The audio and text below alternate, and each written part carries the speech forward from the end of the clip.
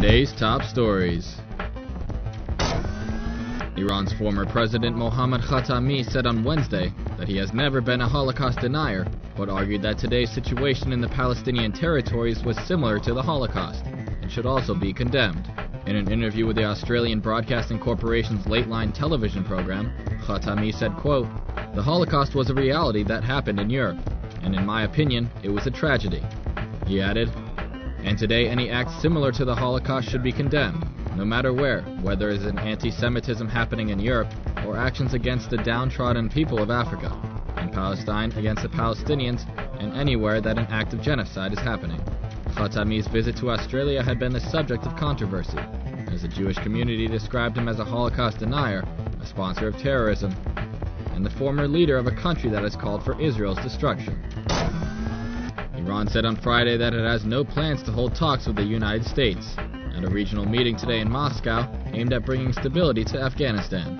The meeting, held by the Shanghai Cooperation Organization, which groups China, Russia, and Central Asian states, comes days before a broader United Nations-led international conference on Afghanistan on March 31st in The Hague. Iranian Deputy Foreign Minister Mehdi Akhundzadeh said, quote, "We are only here to discuss Afghanistan's problems." The U.S. State Department also said last week that there were no plans for American diplomats to meet the Iranian delegation in Moscow.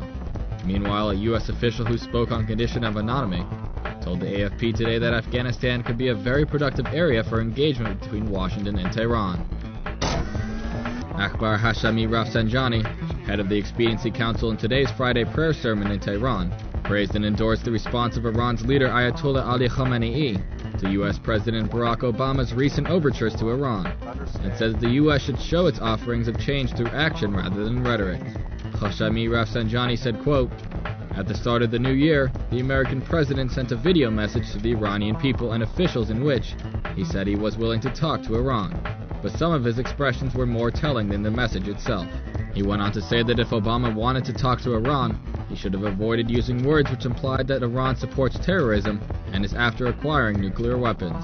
Hashemi Rafsanjani added, quote, "For 40-50 years, America has been cruel in its behavior towards the Iranian people. It should revise this behavior," adding that as an example of show of goodwill, the U.S. could at least unfreeze Iran's assets which they are holding unjustly. These stories and more at televisionwashington.com.